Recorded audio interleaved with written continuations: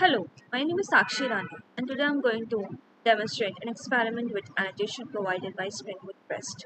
So before doing an experiment on Spring Boot application, we have to know what is annotation. Annotation, which provides additional information to the compiler and JVM. It is a tag representing metadata about classes, interfaces, variables, methods, or fields. So by this definition, we can understand that annotation is used at class level, method level, at field,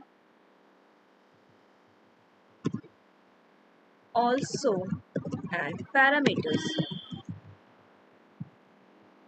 But the question arises, how this annotation works? So it works when the underlying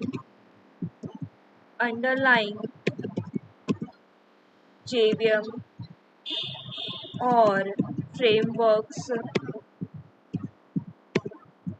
or container provides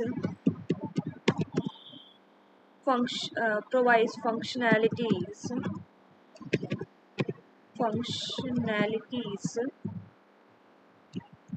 to the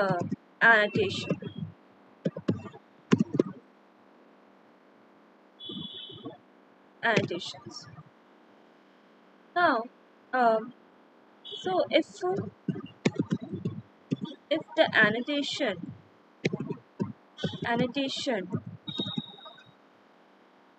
provided by Spring framework, then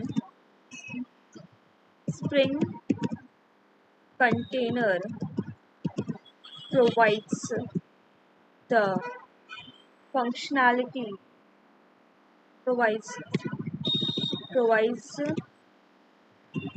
the functionality.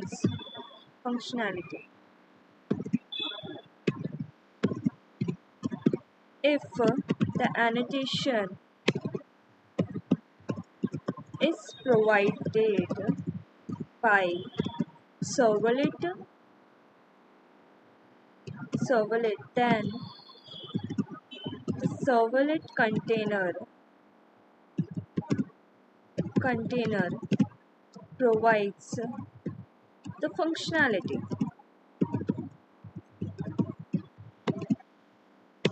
Annotation, syntax of annotation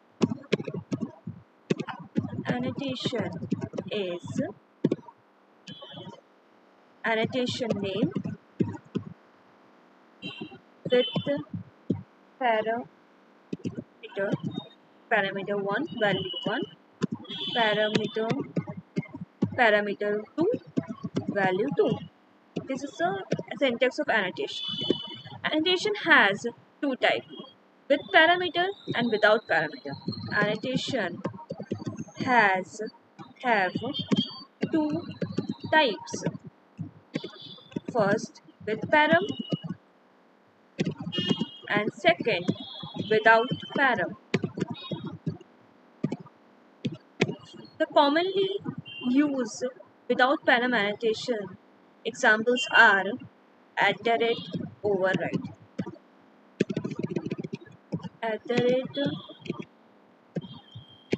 @override.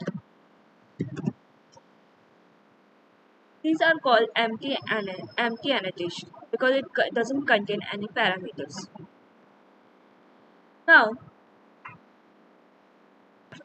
So what is the use of annotation in Spring Boot REST?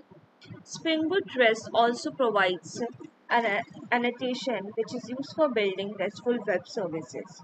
We write APIs following REST standards for two systems to connect with each other.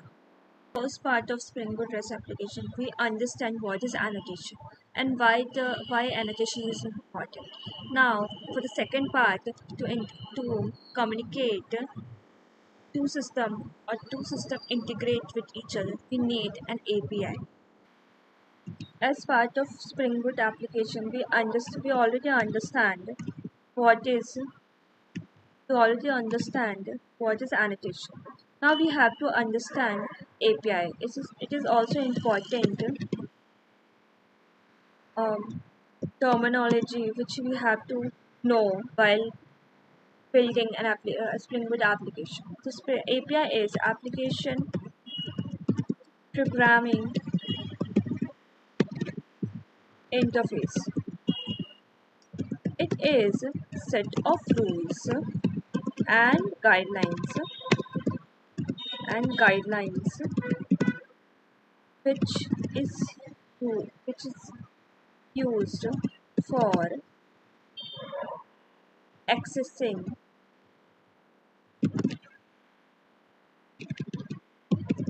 web-based application. It offers a way for developer to integrate with systems or different systems. It is too interesting. So API is accessed by URL. When a user send a request, so usually send a request in the form of URL.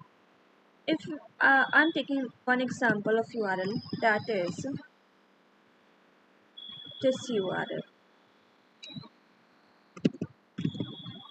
URL has two parts. First one, up to this, it is whole is URL, and this is URI. Here, here,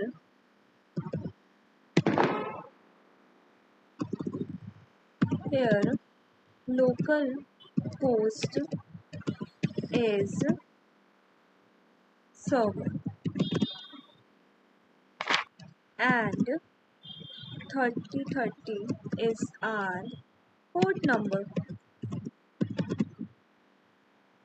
But what we used to know that every URL, every request is in the form of HTTP. HTTP has its own default port number, and that is 80.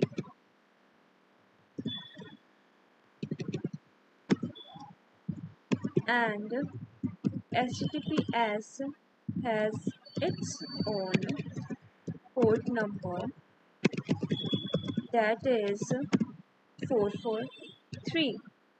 We don't have to worry about these things.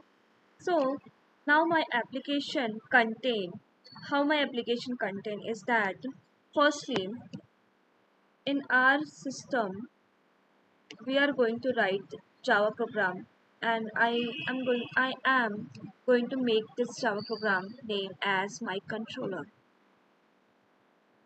So user sends request in the form of APIs, and this request is handled by my controller, in which I'll write a program which is about handling the request of APIs. So now now I'm going to add a feature of now I'm going to add a new feature on my Spring Boot REST application. Actually, I already make one Spring Boot application, which is in my bucket. This is my first application. Here, now I'm going to only add one feature. So instead, we are the first basic principle when we want to add new feature on our existing code. We are not going to touch main branch. We are going to we are going to integrate or divide the integration feature branch from the integration branch. Here I am going to do like this. Branches, I am going to branches section, and here I want to create a new branch which is from from feature, and I am going to going to the integration, and here I am going to create a feature branch which is REST API, which is I am name this branch as a feature REST API.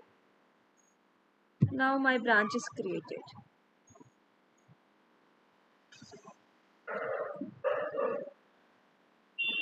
As my branch is created, we have to go to the source tree, and we are going to create a local directory and going to save the local directory in our system. It's will going to take time. Yeah, it's ready. So we have to clone this, and we have to create a new folder in our system so that a new whole Maven project, Spring Maven project is saved as a local in our directory, and we are going to say as a local directory. I am saving my directory in D drive under internship projects. I'm going to make a new project, new folder, which is going to handle my new feature, which is going to be added in this Spring Boot application. My new feature, Spring Boot REST. This is my folder name. Now I'm going to clone this folder.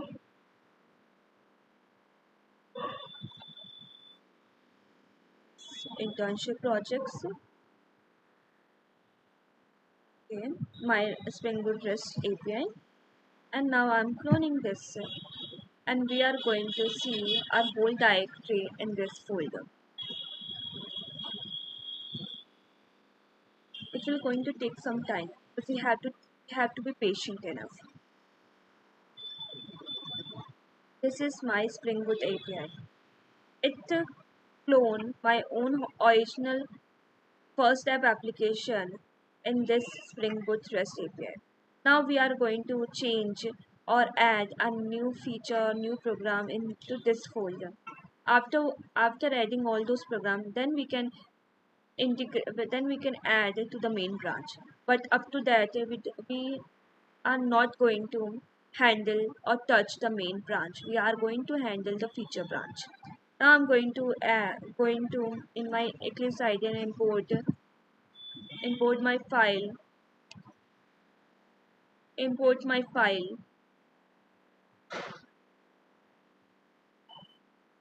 from my local directory to the Eclipse IDE. Even existing projects. Where is my? I have to import the file. Import Maven existing project. I am saving in my D drive.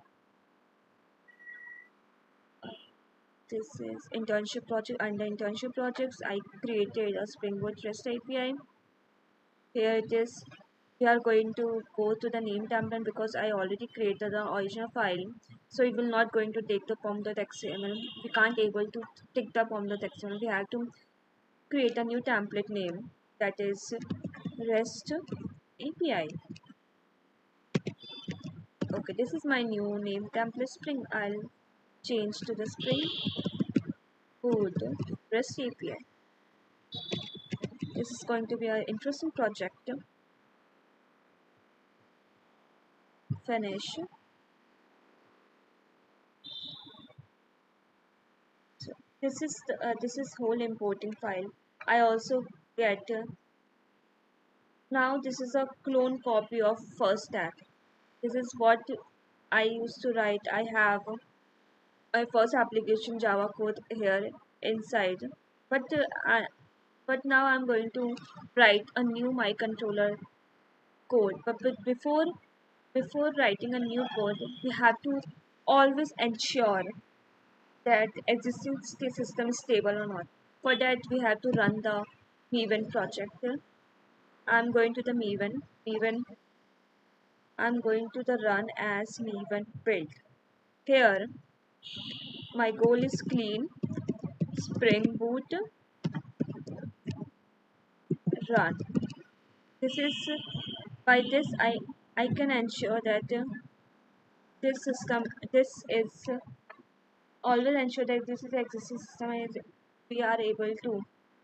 And now after ensuring that this is an existing system, we are write our own program and we can check how it will work. So it is running on my server as 8080 as a Tomcat server, and we can check this via Postman. In Postman verify API, I have an already existing API. I already created the API. This is the add. I already have existing API because I already did some coding on add controller, which is about adding the two numbers, and I'm just going to check whether it's whether it's working or not. So in body, I'm changing the number to 40, and now I'm going to check whether it's working. So I got a result, and I am totally ensured that it is a stable system. Now I'm going to change my code as now I'm going to change my code. So I'm going to delete this add controller. Delete this add controller. I'm going to create a new file for my own project. My controller. Here I'm going to. It is all about problem solving. Here I'm understanding by this project I'm going to understand that what kind of annotation is provided by the Spring Boot REST and how all those annotation affects while I'm creating the Spring Boot application. So my main motive is to understanding the annotations as well as API, how the API request is going to work in a we are going to check all those API in the Postman. But before that, I'm creating my first project, which is my controller. Here, my controller, and my code is to be controller, my controller. Okay. So the first annotation, which is really necessary for identify for taking first annotation is really necessary when the user sending the request when the user this user when this user is sending the request to my controller, it is going to be detected, and this is done by this annotation, that is at the rest controller. So the basic function, I have to import the package. This is the shortcut I use is Shift Control O, which is for importing the package. So the new REST controller specifying or whenever a new request coming, that request needs to be processed, and that is by the REST controller. It is a kind of uh, entering point. Spring Boot REST application is made on the top of MVC. MVC model view controller. Controller is an entry point. By controller can detect which controller can respond or can understand which request or which request is going to ask by the user, and accordingly by this that request the controller can understand and goes to the viewer or model as per the request which was sending by the user. So REST controller is like that. REST controller is entry point. It takes the request from the user, what kind of request is sending by the user. Now the REST control, if we want to check whether it is a class level controller or method level controller, we can check by F3. So it's showing that element type is type and retention is runtime. So it is a class type variable, class type annotation. Sorry, class type annotation. Now we are going to back and we are to create static method. Static method which take as a double array price, because my main motive is to create a method which calculates how many items are added, the total price of the item which should be added by the user their cart. So when the user sends a request for an item showing what is that card, that request is coming to my controller class, and automatically the method will execute invoke, or the method will be invoked. So I'm going to write a public for static method for taking the value as double array price. Public static void public static method, I'm going to example card card double price home total bill amount equal to 0. Now I'm going to print what is each price for the item. And for that I'm going to use follow double total price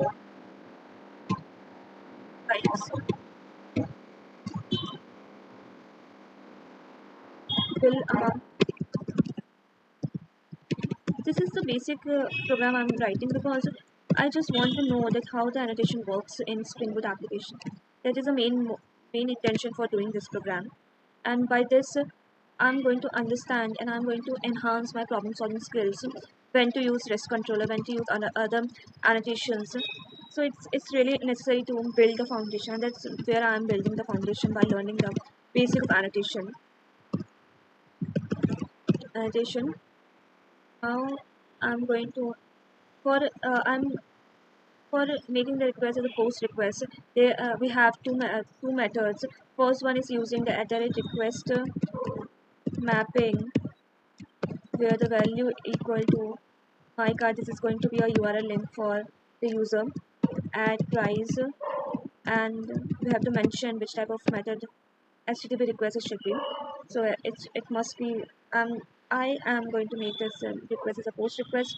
You can do as a get request. It's up to the developer choice, but we are going to take, because it's going to be secured, for the security reason I'm going to take it. Okay, we have to import the request method, and it's going to be a request. We have to check whether it's working or not. So I'm going to my postman, and here I write the link. It's actually written, so I save the link and I'm running the link. So it's saying that we have to it's not found because of no static request my card price. We have to add the request another annotation as request body. Okay, now let me check. Because of not founding, because of I am writing the price, it should be price, because it is add price and it should be add price. Now the request is bad request, because why? Now there is a problem. We have to understand what is the problem, so that we can understand, we can solve our own problem.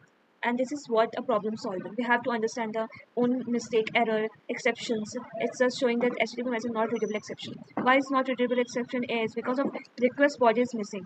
Here the request body I am putting as a parameter as a request body because I don't want to take the value as a string for as a query string format. I want to take as a request body form. What is a request body? The main purpose of request body is it is used to extract.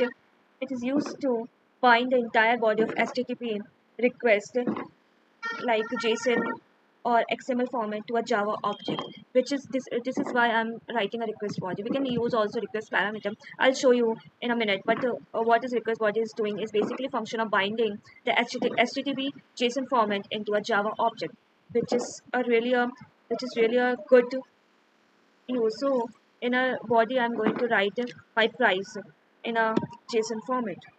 So my first price should be, suppose a user buy the TV and its price is 80,000. 80,000. Now 80,000. And suppose a user buy the mixture. Its price is five. Its price is 50,000. Okay. Now when the user wants to also add the mobile in his cart, its price is 16,000. Suppose 15,000. Suppose. Okay. Now I want to Now I want to know. Now I want to know what is the total price. This is a request which is going to be sent by the user in our program.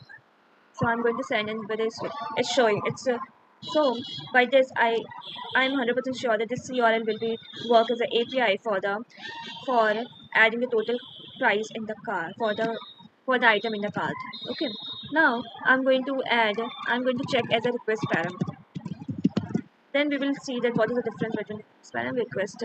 So without I'm going to so when I put the request param, it's showing the bad request. Why? Because the request price for the method parameter request parameter price is not present. Yeah, it should be request param work as it is used to extract the query parameter from the form data, and here I have to write a query parameter price equal to 80,000, price equal to 30,000, and price equal to 12,000, something like that. Now let's see if it's working or not. It's not working. It's why it's not working. It's because of now it's showing the fail to convert the value of type Java length as a string to required type double. Okay. Now I have to take the double. It's request parameter is mostly to be a string type. So we have to convert into the so it's showing a meta Java length string mismatch error, meta argument type mismatch exception. Because as it is supposed we have to pass as a method body. Because the post method is explicitly not accepting the string request as the string query is as string query can be used in post and get method, but we are technically use the post method for security purpose, and that's why I am passing the JSON format. So that's why I'm adding a request body. If we want to add, if we want to pass some parameter string query, we have to convert that double into the string, and then we have to add the bill amount. That is going to be a long process, but we understand the basic knowledge is that we understand that request parameter is for extracting the value from the query string, and request body is for binding the JSON HTTP request typically JSON into the Java object, and I prefer to use the request body in here. You can do either way as you are comfortable, but I'm comfortable with this thing. Now we can see that there is a other method, that is we can convert it into the post mapping, which is a best way and shortcut way to rather than explicitly defining that we have to take the method as a post, we having the other annotation as a post mapping annotation. So it's a good way to practicing that. Now I want to understand that if I want to take the other method going to be what kind of shopping item is added by the user. I have to create a static method for that also. So it's going to take the string shopping item. This is also going to be request body because I am taking a array uh, which is going to be a problem when uh, here in string parameter is not going to be problem, but it's going to be problem when I'm taking a double as an array parameter. It is showing the method argument mismatch exception, which is going to take a long route to solve, and I have to convert into the string and then passing to the then again passing to double. It's going to be a long process. That's why I'm taking the request body. But it is a main motive thing why I'm taking the request body, not as a request parameter. But if I want to take as a post get mapping, so I can also use the request parameter. But for now I am taking as a request body as a parameter as a annotation, which define the internal functionality of what is going to be passed. Here is I'm going to pass as a body, as a request body to this method. So it's item, and here for here I'm going to print the return the whole arrays. I'm printing the whole array as a two-string dot arrays dot two string item. This is my method.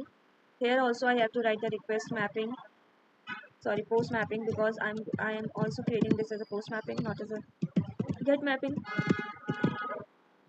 My cart add price add sorry, item.